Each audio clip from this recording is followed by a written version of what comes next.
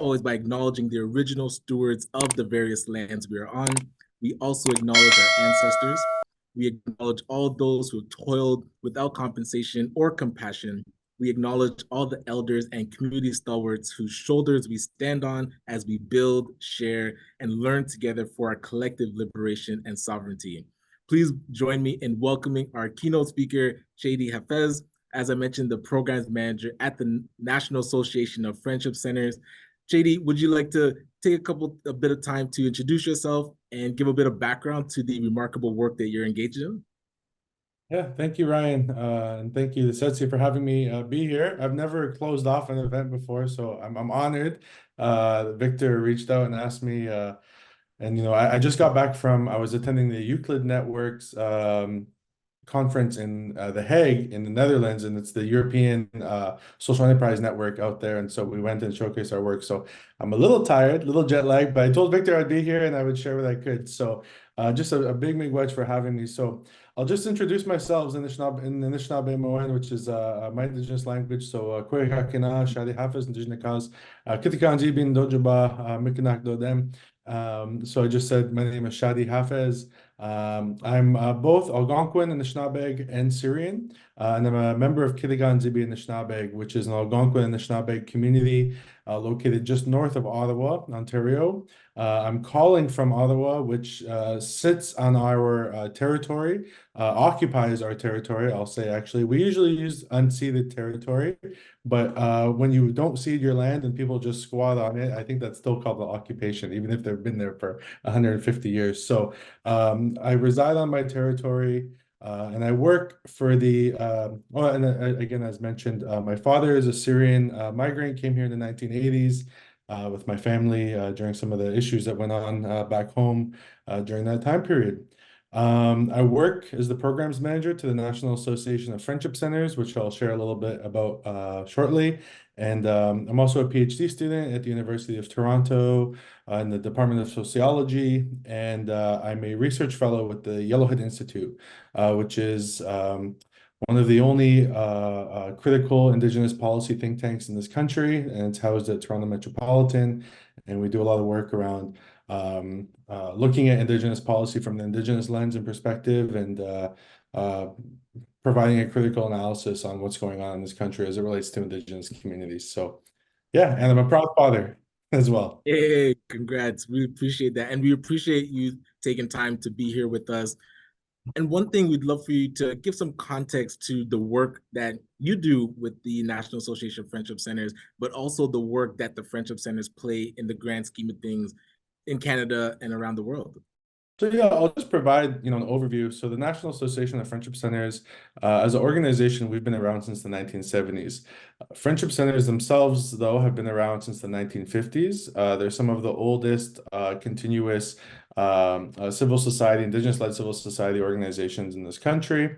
We don't do political work, we do community work. And so the reason for the existence of friendship centers originally was to provide support and community service and be a community space for First Nations people, Inuit and Métis, who were, we use the word migrating, but I don't like using the word migrating because we were, just moving around territories. But for those people who were moving from a reserve setting to more of an urban setting. So we saw influxes in the 1950s of people moving from northern and remote communities to places like Toronto, Ottawa, Montreal, and Vancouver. One of the reasons being the pass system was lifted around the amendments in the 1950s, so people could move a lot more freely at that point. So fast forward to today, there's over 100 friendship centers, about 125, I believe, across the country. We represent all the friendship centers across the country, except for Ontario, the standalone representative organization. And we do their national funding, national advocacy on behalf of urban Indigenous communities, coordinate national policy approaches. And myself, I coordinate all of our national programs, including probably most relevant to the work that we've done with Setsi, but the Investment Readiness Program, where as a national organization, we have allocated close to, just off the top of my head, almost $8 million across the country to urban Indigenous-led social purpose organizations and friendship centers. But really, friendship centers are like if I go to a personal example, growing up as a youth and a teenager in Ottawa, the Friendship Center was like a second home where you could hang out. You know, it was a space by and for us, and so we were represented within that space. It just felt like home. There was community members there. It's where they'd host community events, our powwows, socials, round dances, but also places where, you know, we did movement work, so building our youth council that we had and working with other communities across the country. And so it's really just a home away from home for a lot of people living in cities, and provide full wraparound services. So our work is to represent their needs and the communities that they serve. Excellent. And really, I feel like the Friendship Centers, as you describe it, is the embodiment of collaboration. So would love for you to go a bit deeper into like current collaborations or any other initiatives that really amplify the work that you do. Yeah. And you know, maybe just before getting into that, I think it might be just briefly, I was thinking, it's important for people to understand the urban context for Indigenous people. And so just before I get into some of the collaborations, I'll speak to that. So Canada has an approach to Indigenous relations called a distinctions-based approach. We've essentially been divided into First Nation, Métis, and Inuit. And Canada negotiates with First Nation, Métis, and Inuit governments on a number of issues. Unfortunately, once you leave the confined areas of what Canada considers to be Indigenous territorial land, such as the reserves, northern territories, and Métis settlements, your political representation and community representation becomes quite diminished. And so if you want to access things that were given to your First Nation government or your Inuit government, Métis government, often residency status is a prerequisite of that. So you get access to the funds allocated to your community by living in your community. So once you leave the community, there's a lot of issues there around a disconnect between both political representation as well as access to services and support. The federal government fights with the provinces quite a bit about who is responsible for quote unquote Indians who live outside of their home community. So that's where we kind of come in to speak for people that live in that gap zone, that jurisdictional gap that currently exists, and really advocate that for Indigenous people who live off the reserve, that live in cities and towns across this country, that the federal government and provincial governments still have an obligation to us as Indigenous people, that we don't no longer, like, the assumption sometimes is that jurisdictionally, we no longer are Indians once we leave our community, you know, within the eyes of the law and policy. And so we really push back on that. And it's important for people to understand that context, I think, in this country is that there's a lot of different voices and organizations representing and speaking for the Indigenous issues in this country. And we kind of have that one aspect that we speak to and that we represent. So And love that. I'd say the more deeper, fuller context does give a lot of clarity, and we appreciate you being able to give that overview for us. And yeah, as you mentioned, you're going to touch a bit more on the collaborations or different initiatives that amplify your work. yeah, totally. So as a national network, so we're the national body, but we're composed of not just the friendship centers on the ground, but we have provincial territorial associations. And so our whole movement is composed of ourselves, but then also we have regional associations in BC, Alberta, Quebec, Northwest Territories, the Atlantic, Saskatchewan, Manitoba. And so we work quite closely with those organizations. Those are, for us, how we reach the communities on the ground and how we work with the communities on the ground. But through this work, I'll touch mostly on the IRP because it's most relevant to the work that we've done. We've developed quite good relationships with all the other IRP funding partners, but everyone else within this ecosystem as well. So we've been sitting on the people-centered economy table. We've done a lot of great work with Victor at Setsi. I mean, you know, anytime there's an initiative going on, we get the invitation to participate. And it's really great because this space is often driven by narratives that I don't think are considerate or reflective of the Indigenous or the Black experience in this country. And for us to be able to work with an organization like Setsi, an individual like Victor, but also everyone else within this ecosystem, and to be able to highlight our experiences and push back where things need to be pushed back on sometimes, and you know, make sure our voices are heard. And so there's that collaboration work that's been taking place there. But also, we've been able to, historically as an organization, we never really we represent friendship centers, but through the work of the Investment Readiness Program and realizing that friendship centers aren't the beginning and end of our communities, and that there's a lot of other organizations that we don't represent, but we still want to work with and collaborate with. And so 2 years ago, we opened the door to our funding program to any and all urban Indigenous-led social purpose organizations. And so over the last 2 years, we've built a lot of really strong relationships with organizations outside of our Friendship Center movement that are doing work alongside us, with us, different work sometimes, but we're learning a lot more by seeing what's out there within the urban landscape, and what the work that they're doing looks like and how we can help, or help bolster the work that they're doing. So yeah, I hope that answers Excellent. that question. Yeah, 100%. And even just to dig a bit deeper, would love to know what are some of the key priorities that you're currently working on that we as an audience can keep track of and maybe be engaged with? Right. So, with the bulk of our work around social economy was really driven by our inclusion in the investment readiness program, that ecosystem. With that, coming to an end now, we're really beginning to look at, well, where do we go from here and where do we grow from here? Right. And just coming back from Europe, and the whole reason we went there was to see, well, what's going on in Europe when it comes to the social Right, economy. right. One of the issues in Canada is that it's hard for us to have conversations in this ecosystem sometimes because there's a lot of tiptoeing around the Indigenous question, and there's a lack of understanding of the Indigenous context. And so people are speaking to our issues without actual knowledge and capacity to understand what's going on in our communities. So, as shocking as it may sound, being in Europe was a little refreshing because they don't have an Indigenous context in a lot of those places. And Interesting. so we were able to have some conversation where it was like, not to say that, there's a lot of issues there, but it was nice to be able to just sit back and have a conversation without somebody tiptoeing around our context that they didn't understand. They just weren't talking about us, and it's like they don't know, so whatever. But one thing that did come up Hmm.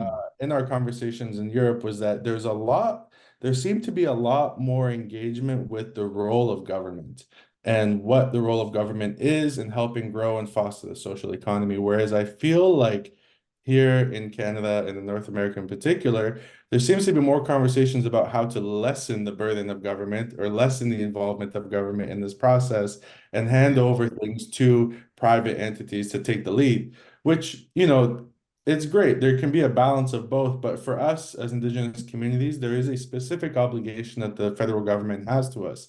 And so for us now, I think one thing to look at is what is the partnership and what is the role that we as a national Indigenous organization can build with the federal government? How can we make sure that the federal government doesn't push off their responsibilities to Indigenous communities over to private entities, which is not necessarily something that we want?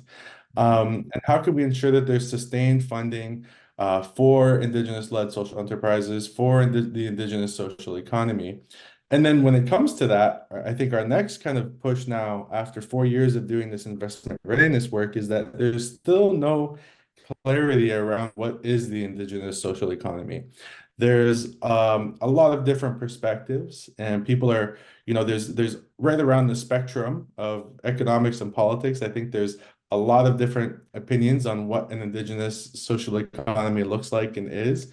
Um, but I think, from our perspective, we need to do a lot more work on clarifying what that is and pushing back on some of the co-optation of Indigenous language and Indigenous worldviews by kind of mainstream economic development work and organizations. And so what I mean by that is, we really push back on language around like decolonizing capitalism or utilizing Indigenous worldviews to justify economic relationships or economic endeavors that don't actually align with Indigenous worldviews. And so this is something that now we're looking at. Well, an Indigenous social economy can't be everything and anything. That there needs to be a definition behind it or an understanding, at least that works for community on some level. And so right now, some of our work is going to be looking at, well, can we clarify what that is and can we push that? Or can we push back against what we see are some of the issues that exist within this space?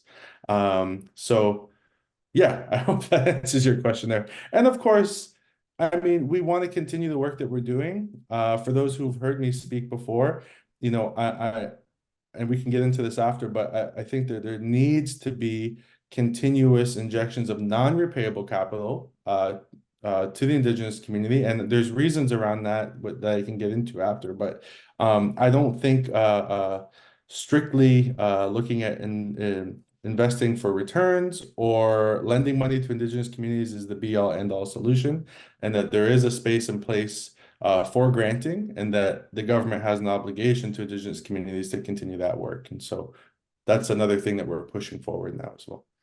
Okay, excellent. And that kind of leads into my next question, because one thing that I've noticed is this work of reconciliation is tireless and is difficult. But even as I talk with Brother Victor about the work that we do, we have to lean into complexity. So would love to get your perspective on the future of reconciliation in Canada and what really keeps you excited to continue the work and push through. Right. So I'll be very frank. Myself, I'm not a strong believer in the idea of reconciliation currently as it's being presented to our communities. And I'll say presented because it hasn't been negotiated with us. It's been presented as the option. So there's, you know, a lot of different voices and perspectives on this, but I think before we get to a position of reconciliation or economic reconciliation or social reconciliation, there needs to be justice for the injustices that have taken place. And there needs to be support for the resurgence of our communities and the resurgence of our systems and our understandings and ways of knowing. And when we think about that in relation to the economic work that we're doing, one thing that we always talk about and push in this work that we've been doing is that there is a fundamental injustice in this country as it relates to the development of wealth and the growth of wealth in this country. I mentioned earlier my territory here in Ottawa. We're unceded. Ottawa sits as an occupation on our territory. The resources that have been extracted from our territory, we have not seen the benefit of. I'm currently, and myself and all my community members are priced out of our land. We can't actually, most of us can't afford to buy homes on territory that is ours, but we get to see people inherit houses and inherit wealth. When if we go back to the, you know, the first leases, the first titles that were given, at some point those were given for free to somebody who was able to extract profit and wealth off of it over the last 150, 200 years. And so for us, the issue is that question of land and wealth and resources has to be addressed. And it's not going to be addressed by telling Indigenous people to borrow money to make more money. And it's not going to be addressed by telling Indigenous people that the only way forward is for us to adapt and assimilate into a system that is not ours. Speak about economic systems. And so the twofold, we believe that there needs to be a form of economic restitution in this country that works to equitably return wealth, resources, and land back to Indigenous communities so we can work at self-determining whatever economic systems we want to have. And two, there needs to be work to help Indigenous communities resurge both culturally and politically in governance. Like we need to be able to fully advance an Indigenous self-determined future and worldview. We have to know for ourselves what that even looks like. And because of what's happened over the last 100 years, we're still working at that. And so for us to say, let's just jump into reconciliation, well, there's still a lot of things that are not answered. And there's still a lot of, you know, questions that we haven't resolved yet, and a lot of feelings that we can't just be, you know, we can't just resolve these issues if the injustice, the underlying injustice is still there. And so that's the work that we're doing. But that also doesn't mean, and there'll be people within even the Indigenous community that will say, well, we can't just sit back and wait for that to happen. We have to pursue our, you know, development and self-determination, and that's fine. They don't have to be separate. They can go hand in hand. We can have a system of Indigenous economic development that, you know, can play the mainstream game, can play by the ball of, you know, economics in this country to be able to support our communities, but that doesn't have to be at the expense of seeking justice and economic restitution and resurgence within our communities. It doesn't have to be one or the other. The problem I think that we're facing in Canada is that Canada is promoting a one-way path to this, and that way is here's reconciliation, no economic restitution. You might get a one-time payout for something that has happened potentially, maybe, but it's going to cost your community 10 years and $25 million in court. And the only economic system that Canada will allow to flourish and flourish here is one that is in line with mainstream capitalistic ideologies. And for Indigenous communities, those might not be in line with our worldviews and our understandings. And, when we talk about what we've been doing at the NAFC, any business that we get into, there has to be a need in community. There has to be the need to start the business. If there's no need, we don't want to just get into business for business sake. We don't just want to get into the generation of revenue just to generate revenue, but there has to be a need and a desire for that in the community. There has to be a positive social impact that goes 7 generations down the line. And it is inspired by our ancestors' work 7 generations behind us as well. And so it's not just, and I say this as though, like, there are some businesses that it's okay to say, no, we don't want to be involved in this because it's not in line with our worldviews. And then the last aspect is that we want to contribute to the generation of collective wealth. So whether that looks like social wealth or economic wealth, whether that looks like us having the abundance of food and health that we used to have, and the ability of us to become trade partners like we used to be at one point, there has to be some work to be able to regenerate that. So I said a lot there, so And the platform is yours, and really appreciate you being able to give that perspective and the deep dive as well. And as we kind of round out the conversation, would love to get your closing thoughts or any thoughts towards questions I didn't get a chance to answer that you want to leave with the audience, and maybe some calls to action that we as the viewers can take as the conversation continues long term. I think there's a context in this country. So for a lot of, Indigenous people aren't a monolith. We all have different perspectives on our inclusion and our participation in Canadian society. I'm of the perspective that I'm not a Canadian. I don't identify as a Canadian. I'm a member of my nation, and I have a vision for a future where I can actually just be a member of my nation and contribute to the growth and prosperity of my nation. That being said, Canada exists. It's here, and it's a system that I live and work and participate in as well. But in terms of moving policy forward and driving policy for people who identify themselves as Canadians, you're represented to us as Indigenous nations through the elected democracy of this country, through the different MPs and everything that come out of our various communities in this country. To Indigenous people, that is who we are speaking to on a policy and political level. And so regardless of the general feelings of Canadians about how we're represented, for Indigenous communities, that's who we're talking to, and that's who we are dealing with on a day-to-day basis. And so I think for the general person that says, well, what can we do? It's drive policy by changing or pushing the leadership of this country to create a system and a government that is more open to listening and working with Indigenous people, that is more knowledgeable about Indigenous people, that has a progressive understanding of Indigenous nationhood and governance. Because currently the system that we're working with isn't like that.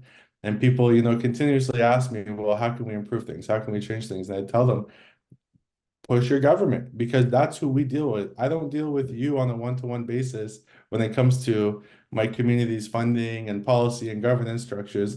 I have to deal with the federal government. So please help me by changing things within there and driving things within there so that we can have a more equal partnership with those people.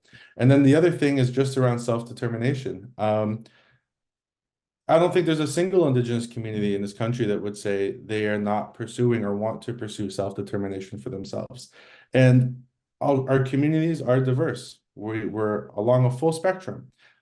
Some want to do that work and participate in economic development projects that, might not be in line with what some other Indigenous communities might want to do. And there's a variance there. But there shouldn't be a singular pathway for Indigenous reconciliation, economic development, resurgence or restitution, whatever it is that we want to look at, we do have to work within the diversity of our communities and recognize that there are communities that want to participate in the system, and there are some communities that want nothing to do with the system. But those communities that want nothing to do with the system should have the opportunity to do that within their own self-determined way. And so we shouldn't try to force a certain economic or governance model on our Indigenous communities, which is what's currently happening, unfortunately. What has happened over the last 150 some years since Canada has existed is that we've been given one and only one model for our own quote unquote liberation or perceived liberation, and that is to participate or to fall apart, essentially. And so be more open, I guess I would say, to all the different expressions of self-determination that exist. And I love that as a true call to action. Yes, be open, but also take part in the advocacy and talk to local government, talk to provincial government, talk to federal government, and be engaged in the work of moving this forward. And wow, this has been truly a remarkable initial conversation with you. I know there's going to be many in the future to come, and a remarkable 5 days of knowledge mobilization, leadership, community development. We greatly appreciate all the remarkable speakers, panelists, elders, allies, participants. By being part of the People's Social Impact Conference of 2024 has now come to a close. And we are so grateful for those that have taken the time out of your days. We're all busy, but we see the importance of these conversations and taking time to be with us. And again, as we close, we always like to close the way we begin our conversations by acknowledging the original stewards of the various lands we are on. We also acknowledge our ancestors. We acknowledge all those who toiled without compensation or compassion. We acknowledge all the elders and community stalwarts whose shoulders we stand on as we build, share, and learn together for our collective liberation. And Shady, I would love to give you the final word, just as you like to close out your conversations, if there's anything additional you'd like to say. Oh, I just want to say big miigwech is thank you in Anishinaabe Moen.